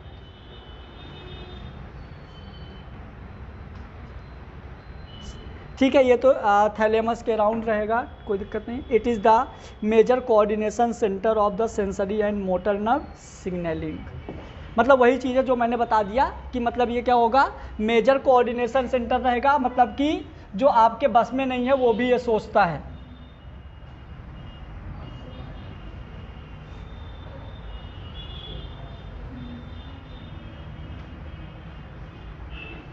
ठीक है, अब आ गया हाइपोथैलेमस। थैलेमस वाले पार्ट में आपको क्या याद रखना है? थैलेमस वाले पार्ट में आपको याद रखना है 2 पॉइंट। डायनसेफेलॉन का 80% पार्ट कवर करता है, पहला। और दूसरा पॉइंट क्या है? रिले सेंटर होता है। रिले सेंटर में इमेज बन गया ना दिमाग में, क्या चीज़ें होती है रिले सेंटर, क्लियर। अब हम बात करेंगे hypothalamus. It form the lower part of diencephalon. उस वाले डायग्राम में नीचे नीचे था, याद करो, दिखाऊं, करो एक बार, कम हो, करो एक बार, नीचे करो, वाला डायग्राम निकालो, इसके पहले वाला, बस बस बस बस बस। ये देखो मैं क्या बोला था, ये पूरा ब्लू वाला डायनसेफेलॉन है, डायनसेफेलॉन का देखो हाइपोथैलेमस है ना नीचे नीचे, तो क्या है? Lower part of diencephalon, clear. Next आगे करो। It lie at the base part of the thalamus, पता ही है नीचे है तो बेस होगा। फिर द हाइपोथैलेमस कंट्रोल, हाइपोथैलेमस क्या क्या कंट्रोल करता है ये सुनिए। तो पहला होगा बॉडी टेम्परेचर, और जब भी आपके किसी भी एग्जाम में आएगा, चाहे वो नीट हो चाहे वो कुछ भी हो, यही क्वेश्चन आता है। जो हाइपोथैलेमस होता है हमारी बॉडी का टेम्परेचर को कंट्रोल करता है, क्लियर। एक चीज़ और बता दूं, हाइपोथैलेमस डायरेक्ट काम कहीं नहीं करता, वो मास्टर का मास्टर है, डायरेक्ट काम नहीं करता, इनडायरेक्ट काम करता है, क्लियर। जैसे आपके बॉडी के टेम्परेचर को कंट्रोल करना है, तो हाइपोथैलेमस आपके ग्लैंड्स को आदेश देगा, स्वेट ग्लैंड्स को। अब बोलेगा पसीना निकालो, यदि गर्मी में पसीना ना निकले तो पता है अपन लोगों की डेथ हो सकती है, क्योंकि देखो जब पसीना निकलता है ना, तो पसीना निकलने के वजह से हमारी बॉडी में एक कूलिंग मैकेनिज्म स्टार्ट होती है और टेम्परेचर कंट्रोल होता है। जैसे ठंडी में क्या होता है, आपको कपकपी लगती है, तो उस कपकपी के वजह से आप ठंडी को सहन कर सकते हो, क्योंकि जब आपकी कपकपी लगती है तो आपके मसल्स में वाइब्रेशंस होते हैं, अब वाइब्रेशन होने की वजह से हीट जनरेट होती है। मैं सही हूँ? ठीक है। तो ये होता है बॉडी टेम्परेचर पहला। दूसरा क्या है, अर्ज ऑफ ईटिंग एंड ड्रिंकिंग, मतलब जो इच्छा जागृत होती है अपने मन में खाना और इन सब के लिए। फिर हंगर एंड थ्रिस्ट, ये भूखापन ना, मतलब जो मतलब भूख लगती है बहुत तेज, वो इसका। फिर बिहेवियर एंड इमोशंस, मैं क्या बोल रहा हूँ सुनो ना, डायरेक्ट इसका रोल कहीं नहीं है, लेकिन अब क्या है, मास्टर की मास्टर ग्लैंड है, मतलब हर जगह इसका थोड़ा थोड़ा रोल रहेगा। तो मतलब कि जैसे बिहेवियर आपका कैसा है और मतलब कैसे इमोशंस वगैरह जो हम लोग शो करते हैं ना, वो सारी चीज़ें हाइपोथैलेमस ही मेंटेन करता है। हालांकि अभी आप ये सब के अलग अलग फंक्शन पढ़ोगे, कोई ऐसा हार्मोन का नाम पढ़ोगे जो कि आपका बिहेवियर मेंटेन करेगा, कुछ ऐसा होगा जो इमोशंस। देखो बिहेवियर एंड इमोशंस हम एड्रिनल ग्लैंड में भी पढ़ेंगे कि एड्रिनल ग्लैंड से एड्रिनलिन हार्मोन सीक्रेट होता है जो आपके बिहेवियर को कंट्रोल करता है, लेकिन एड्रिनल ग्लैंड को कौन कंट्रोल करता है, हाइपोथैलेमस। तो ले देखिए क्या हो गया, ये इसके ऊपर काम हो गया, क्लियर। क्योंकि यदि हाइपोथैलेमस आपका डैमेज हो गया तो आपका एड्रिनल ग्लैंड काम नहीं करेगा, तो वहाँ से एड्रिनलिन हार्मोन नहीं निकलेगा, और जब एड्रिनलिन हार्मोन नहीं निकलेगा तो आपका काहे का बिहेवियर, काहे का इमोशंस। और ये इतना फास्ट रिएक्शन होता है कि आप सोच नहीं सकते। जैसे आपका चलो हम इमोशंस की बात करते हैं, जैसे आपका बिहेवियर और इमोशंस होते हैं। जैसे मान लो एक छोटी सी चीज़ बताता हूँ, आपके मोबाइल में कॉल आता है, जब तक आप कॉल का नंबर नहीं देखते हो तब तक आपके फेस में नॉर्मल रिएक्शन होता है। आपने कॉल में नंबर देखा पापा का है, चेहरा मतलब अलग ही हो जाएगा। आपने कॉल देखा दोस्त का है, समझ गए, तो अलग इमोशंस आ जाएंगे चेहरे में। कुछ हो थोड़ी रहा है, आप आंखों से देख रहे हो, इमेज कहाँ बन रहा है, थैलेमस में, और थैलेमस किससे, एड्रिनल ग्लैंड, और पूरा कंट्रोल, मतलब समझ जाओ। अरे अपनी बॉडी बहुत इंटरेस्टेड है, बहुत मज़े आने वाले हैं, सब चीज़ें पता होना चाहिए बस। अच्छा मैं एक चीज़ बताता हूँ, एक हमारा दोस्त है, उनने हमको धोखा दिया, लड़की नहीं लड़का, हाँ। तो उनने मेरे को धोखा दिया, तो मेरे को ना 8-9 लोगों ने भड़काया कि वो तुम कैसा, तुम्हारा दोस्त है तुमको धोखा दे दिया, तुम फिर भी तुम उसकी तरफदारी करते हो, वो तुमको 4-5 बार धोखा दे चुका। तो मैंने बोला, फिर जिनने हमको भड़काया, हम बोले देखो उसका ब्लड ग्रुप बी है, उसकी कोई गलती नहीं, उसके जीन में ये धोखा देना, तो देगा, किसी का बी तो नहीं है। यदि किसी का होगा तो सॉरी, ऐसा होता है लेकिन रियल में, ठीक है। आओ, तुम्हारा क्या ए है, ठीक है। वैसे ऐसा नहीं है बी, मतलब कि ऐसा कुछ गलत नहीं है। Next, endocrine control. देखो मैंने बोला ही था, एंडोक्राइन कंट्रोल मतलब कि एंडोक्राइन मतलब सारे हार्मोन्स को कंट्रोल करता है। हार्मोन, अब देखो एंडोक्राइन कंट्रोल, पता है ये एक शब्द में बोल के ख़त्म हो गया। आप चाहो तो एंडोक्राइन कंट्रोल को 5 लेक्चर पढ़ सकते हो, आप 5 लेक्चर सिर्फ एंडोक्राइन कंट्रोल पढ़ सकते हो। तो इतना फर्ज तो बनता है कि 2 मिनट तो बोल दूं इसके बारे में, क्यों? तो चलो ठीक है, पहले हम देखेंगे एंडोक्राइन कंट्रोल मतलब जो हमारे बॉडी का स्ट्रेंथ है वो भी हाइपोथैलेमस मेंटेन करता है। स्ट्रेंथ मतलब हमारी मसल्स कितनी मजबूत है, हमारी बॉडी में ग्रोथ कितना है, कि हमारा उतना ही मसल्स यहाँ आना चाहिए, उतनी ही मसल्स यहाँ होनी चाहिए, उतनी ही मसल्स यहाँ होनी चाहिए। कभी ऐसा नहीं होता है कि यहाँ वाली मसल्स मुंह में आ जाए। इमेजिन करो कैसा लगेगा, मतलब सोचो ना। तो ये सारी चीज़ें मतलब फिक्स जगह पे फिक्स चीज़ें ही होनी चाहिए। मतलब अब ऑर्गेनोजेनेसिस में ऑर्गन्स को भी कंट्रोल करता है। इमेजिन करो कि ये जैसे अपने 2 हाथ हैं, सोचो ना ये वाला हाथ यहाँ ना होके यहाँ जुड़ा होता कैसे शर्ट पहनते फिर हैं? समझ गए ना? तो ये सारी चीज़ें कौन कंट्रोल करेगा? हाइपोथैलेमस। ठीक है, एंडोक्राइन में सारे हार्मोन्स का एग्जांपल दे रहा हूँ। ये हो गया क्या? Growth hormone. फिर oxytocin at the time of parturition. मान लो ऑक्सीटोसिन का कंट्रोल ब्रेन के हाथ में है, क्योंकि ग्लैंड तो क्या निकालना है। मान लो कि बच्चा मान लो 9 महीने में डिलीवरी होती है, 9 मंथ में डिलीवरी होती है। मान लो हाइपोथैलेमस का दिमाग खराब और इसने वो हार्मोन रिलीज कर दिया 3 ही महीने में, तो क्या होगा? बच्चा 3 महीने में बाहर। समझ गए? तो मतलब इतना कॉम्प्लिकेटेड है ये, मतलब आप जितना बोलो उतना कम है इसके बारे में। समझ गए? तो इस तरह से बहुत सारी मैकेनिज्म है जो आगे, जैसे देखो एक चीज़ और बढ़िया एग्जांपल है, HCG human corticoid gonadotropic releasing hormone. ये पता है बहुत लोगों के साथ चोट हो जाती है। HCG हार्मोन का काम होता है टेस्टोस्टेरोन और एस्ट्रोजन हार्मोन का कंट्रोल करना, मतलब मेल में मेल कैरेक्टर, फीमेल में फीमेल कैरेक्टर। अब कभी कभी क्या होता है, जैसे हमारे कॉलेज में एक मेरी फ्रेंड थी, मतलब बैचमेट थी, प्रज्ञा दुबे, उसके बाद दाढ़ी मूछें आती थी सच में, मतलब कि इतना हैवी नहीं लेकिन आती थी। अब क्यों आती थी? हाइपोथैलेमस का दिमाग खराब, उसने छेड़ दिया होगा उसको। अब जब हाइपोथैलेमस का दिमाग खराब, हाइपोथैलेमस ने क्या किया?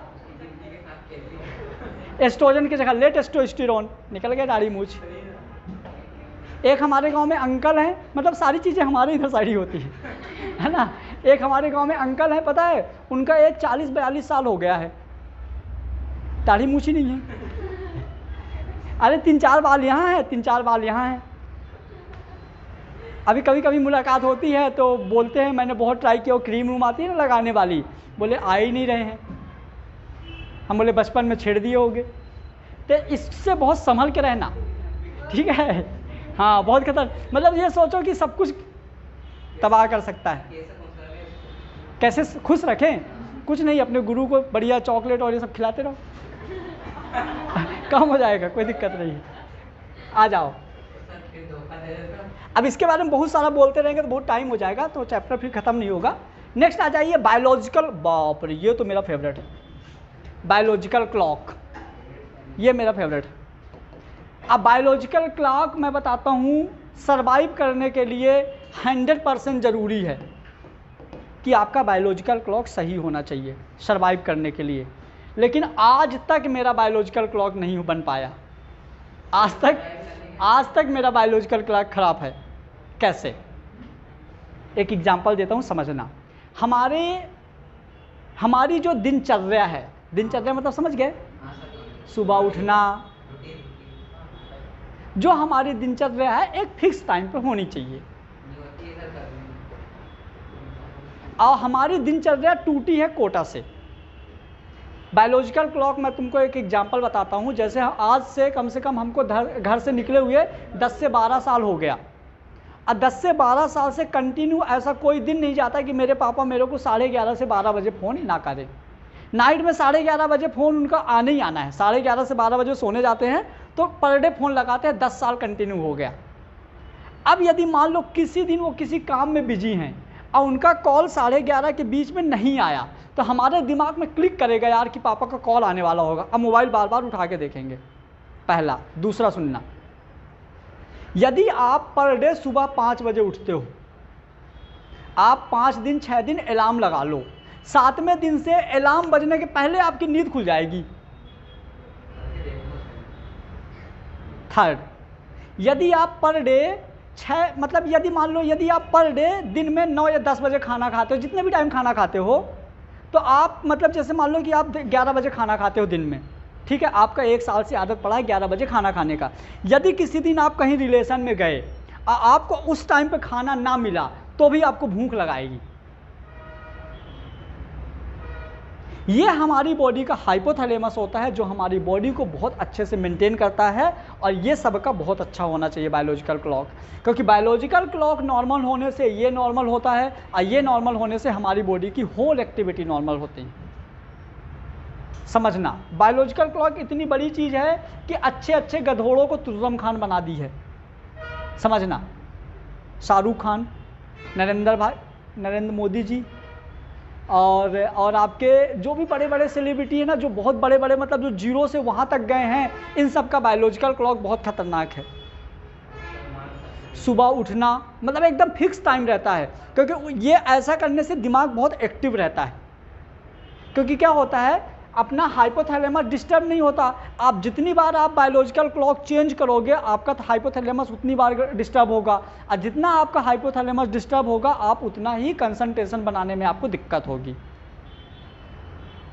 समझ गए? तो ये हाइपोथैलेमस मतलब आपका पर डे का हर चीज़ फिक्स होना चाहिए। आप सुबह 6 बजे उठते हो, 7 बजे, 8 बजे, जितनी बजे आप उतने टाइम डेली उठो। आप इतने टाइम खाना खाते हो, डेली खाना खाओ। इससे क्या हो जाएगा कि हमारी बॉडी की हैबिट फिक्स हो गई। अब जब हमारे बॉडी की हैबिट फिक्स हो गई तो हमारा दिमाग कहीं और जगह दिमाग लगाएगा, अपनी बॉडी को मेंटेन करने में दिमाग नहीं लगाएगा। यदि हमारी बायोलॉजिकल क्लॉक फिक्स नहीं है तो हमारा दिमाग अपने को ही संभालने में बिजी रहेगा, तो दूसरों में कैसे दिमाग लगाएगा? जैसे आप पढ़ाई कर रहे हो, यदि आप डेली उसी टाइम पढ़ते हो, याद रखना, यदि आप डेली 10 बजे पढ़ने बैठते हो, यदि आप कहीं और चले गए हो, आपको 10 बजे याद जरूर आएगा कि आप पढ़ो, भले आपके पास व्यवस्था ना हो पढ़ने की। मतलब इतना ज़्यादा सपोर्टिव है हाइपोथैलेमस हमारा। यदि आप 20 से मतलब यदि आप किसी फिक्स टाइम पे पढ़ते हो ना, किसी दिन आप रिलेशन में चले गए हो कहीं, तो उस टाइम पे आपका दिमाग आपको याद दिलाएगा, बेटा पढ़ो। ये होता है वो बायोलॉजिकल क्लॉक। ठीक है, समझ में आ गया ना? बायोलॉजिकल क्लॉक अच्छे से दिमाग में बन गया। ठीक है, क्योंकि बायोलॉजिकल क्लॉक आगे नहीं आएगा, इसलिए मैंने इसको यहीं पे डिटेल से बता दिया। और कोई दिक्कत हो तो बता दो बायोलॉजिकल क्लॉक में। अच्छे समझ में आ गया? सबका बायोलॉजिकल क्लॉक होना चाहिए। जिसका बायोलॉजिकल क्लॉक खराब होता है उसकी ज़िंदगी बिगड़ जाती है। सेम मेरी भी, बन ही नहीं पाता कुछ। किसी दिन सुबह 12 बजे सो के उठ रहा हूँ, रात भर नींद ही नहीं आ रही है, कभी 9 बजे सो गया, कोई फिक्स ही नहीं है। तो ये फिक्स होना चाहिए। नहीं, मेरे को एक्चुअल में क्या है कि हर 2-3 घंटे में भूख लगाती है तो नींद खुल जाती है। फिर कभी बस स्टैंड भागूंगा, कभी ये हॉस्पिटल है यहाँ पे एक, तो हॉस्पिटल जब भी भूख लगती है मैं हॉस्पिटल ही जाता हूँ। हॉस्पिटल खुला रहता है, मिल जाता है कुछ ना कुछ। हाँ, चलिए नेक्स्ट आ जाओ। ये भी बहुत इंपॉर्टेंट है, ANS। देखो हाइपोथैलेमस कितना मजेदार है, बातें नहीं। ANS मतलब ANS control, autonomous nervous system का कंट्रोल। अब ANS कंट्रोल कैसे करता है, ध्यान देना। जैसे मान लो, सुनो एक चीज, बढ़िया चीज बताते हैं। ANS आपके इनवॉलेंट्री और वॉलेंट्री, इनवॉलेंट्री मतलब हमारी बॉडी की वो मसल्स जो हमारे कंट्रोल में नहीं हैं, मतलब हिंदी में हम इनको बोलते हैं अनैच्छिक, मतलब जो हमारे इच्छा में नहीं है। इसको बोलते हैं ऐच्छिक, मतलब जो हमारे बस में होती हैं। ठीक है, अब देखो क्या होता है, ऑटोनॉमस नर्वस सिस्टम ANS जो होता है, इसमें दो चीज़ें होते हैं, सिंपैथेटिक और पैरासिम्पैथेटिक। अभी आगे आएगा सिंपैथेटिक और पैरासिम्पैथेटिक। ANS जो होता है ये हमारे बॉडी, अरे यार तुम लोग बातें करोगे तो हमको मज़ा नहीं आएगा पढ़ाने में। रितेश हाँ, मेरे को दिख रहा है। ठीक है, आइए अब हम बात करें ANS ऑटोनॉमस नर्वस सिस्टम में। तो ऑटोनॉमस नर्वस सिस्टम हमारी बॉडी की जो सेल्फ कंट्रोल वाली चीज़ें होती हैं उनको कंट्रोल करता है। जैसे ध्यान देना, मान लो अपने को खाना नहीं मिला, भूख लगी है, समझना, अपने को खाना नहीं मिला और भूख लगी है, तो इसका मतलब ये नहीं है कि आपको भूख लगी है तो आप बेहोश हो जाओगे, डेथ हो जाएगी आपकी। उस टाइम पे हमारी बॉडी कंट्रोल करती है। मान लो अपने को आ रही है, इसका मतलब ये नहीं गीला, कंट्रोल करती है। ठीक है, तो ऐसे बहुत सारी जो एक्टिविटीज़ होती हैं तो हमारा ये खुद कंट्रोल करता है। कौन सा? हाइपोथैलेमस। अब मान लो किसी से हाइपोथैलेमस नाराज है, तुम शादी में गए, आई, बोला ले लो बदला यही है, समझ गए? तो ऐसा। अब इस तरह से हाइपोथैलेमस मतलब ANS में सिंपैथेटिक और पैरासिम्पैथेटिक का एक आगे चार्ट है, वो हम आगे सिखाएंगे। वो उसका अलग मैकेनिज्म है, बच्चों का मैं उसमें सिखाऊंगा एक्सक्रीटरी सिस्टम में, है ना। वो उसका भी सिस्टम है। वो ये पहले मैं यही डायग्राम बनाया था बच्चों वाला बताने के लिए, लेकिन अब नहीं बताऊंगा। चलिए, अब सिंपैथेटिक और पैरासिम्पैथेटिक की मैं एक एक्टिविटी बताता हूँ, ध्यान देना। जैसे मान लीजिए कि स्कूटी वाला बताऊँ, हैं कौन सा वाला बताऊँ? बहुत सारे एग्जाम्पल, चलो स्कूटी वाला ही सुन लो, ठीक है? वही रिपीट करता हूँ, सुनना। Autonomous nervous system, sympathetic, parasympathetic, एक होता है सुख का साथी, एक होता है दुख का साथी। सिंपैथेटिक मतलब दुख का साथी, सिंपैथेटिक मतलब सुख का साथी, सुख। ये फिर बातें कर रहे हो, बोले बातें नहीं करेंगे। चलिए, दुख का साथी, सुख का साथी, जो मैं काम बताऊंगा वो ANS का होगा, है ना? तो समझना कैसे। जैसे मान लो कि कोई लड़का चौराहे पे खड़ा है, समझना, कोई लड़का यहाँ पे चौराहे पे खड़ा है, चाय माय पी रहा है, जो भी है, बस उसका वेट कर रहा है। मान लो उधर वी मार्ट, मान लो वी मार्ट साइड से एक वाइट कलर की स्कूटी में कोई सुंदर लड़की आ रही है समझना, ठीक है? वो ऐसे यहाँ पे ऐसे खड़ा है, उधर से कोई स्कूटी में सुंदर लड़की आ रही है, उसकी नज़र उसके ऊपर पड़ गई। अब वो लड़की है तो धीरे धीरे स्कूटी चला रही भीड़ भाड़ में, तो ना उसको देख रहा है धीरे धीरे। जब उसको देख रहा है धीरे धीरे तो खुश हो रहा है, अच्छा है, और पास आई और पास आई, ठीक है? उसको जब तक उसके पास नहीं आ जाती ना, पास आने तक, अब जहाँ वो पास आती तो वहाँ ट्रैफिक था थोड़ा, तो वहाँ गाड़ी वो धीमा करती है, तो उसको लगता है रुकेगी यहाँ पे, तो आ रही है, तो उस टाइम पे उसकी बॉडी का कौन सा सिस्टम काम करता है? पैरासिम्पैथेटिक। क्या होता है? उसको खुशी मिल रही है, ठीक है? अब जैसे वो यहाँ पे आई, यहाँ पे आने के बाद क्या होता है? वो अरे यार गई, मतलब समझ गए? एक चीज और, जैसे मान लो कि मान लो 2 घंटे की क्लास है, आप क्लास में आए, टाइम हो चुका था, आपको आ रही थी, आप रोक के बैठ गए क्लास में। अब एक टाइम बाद दर्द होने लगा, है ना? तो हमारे जब दर्द होने लगा मतलब आपका सिंपैथेटिक सिस्टम एक्टिव हो गया। अब आप 2 घंटे तक रोक के बैठे, पेन हो रहा है आपको, मतलब दुख हो रहा है, सिंपैथेटिक आपका कंट्रोल कर रहा है। यदि आपकी बॉडी में सिंपैथेटिक नहीं होगा तो कंट्रोल नहीं होगा, ठीक है? जैसे क्लास छूटी, अपन वॉशरूम गए और समझ गए? तो इस तरह की जो एक्टिविटी होती है ये कौन कंट्रोल करता है? ANS, मतलब हाइपोथैलेमस। अब आप लोग इतने फंक्शन से अंदाजा लगा सकते हो कि इसका हमारी जिंदगी में क्या रोल है। ऐसा कुछ है ही नहीं जो ना कंट्रोल करे। चलिए नेक्स्ट,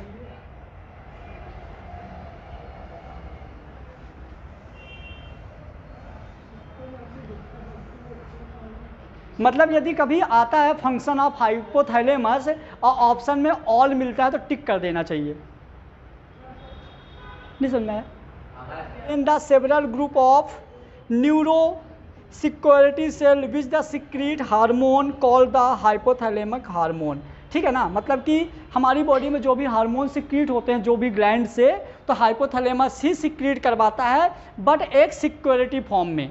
ऐसा नहीं है कि हर कुछ पता चले कि ग्रोथ हार्मोन सिक्रीट करना है और इतना ग्रोथ कर दिया कि एकदम खत्म ही नहीं हो रहा है, ठीक है? मतलब बहुत सारे, जैसे मान लो LH हार्मोन, ग्रोथ हार्मोन, जो भी हार्मोन सिक्रीट होते हैं, जैसे मान लो कि अब टेस्टोस्टेरोन सिक्रीट किया किसी मेल में, अब इतना भी ज़्यादा टेस्टोस्टेरोन सिक्रीट ना कर दे कि वो सुपर मेल हो जाए। सुपर मेल होते हैं ना, एक बाई क्रोमोसोम ज़्यादा आ जाता है, बोले थे ना, जो अपराधी प्रकृति के हो जाते हैं। Across like the structure found on the anterior surface of hypothalamus is called optic chiasma. Optic chiasma जहाँ पे ये दोनों क्रॉस होती हैं नर्व्स, ये एक होता है ऑप्टिक चिएज्मा वाला पार्ट होता है जिसको हाइपोथैलेमस ही कंट्रोल करता है। तो यहाँ पे नॉर्मली देखो, यहाँ पे क्या होता है, जैसे मान लो कि ये पेन है, ये फिजिक्स का एक टॉपिक है, ये पेन है, हमारी आँख इसको देखी, एक आँख मतलब ये इसको देखी, ठीक है? तो हमारे आँख में इसका इमेज उल्टा बनता है, ऑप्टिक चिएज्मा। सामने जो चीज़ होती है हमारी आँख में इसका इमेज उल्टा बनता है। और जो हमारा ब्रेन होता है, तो जो इमेज आँख में बनती है उसको उल्टा करके देखता है, तो ब्रेन इसको उल्टा करके देखा तो सीधा दिखता है। ऐसा मैं क्या बोला, क्या बोला?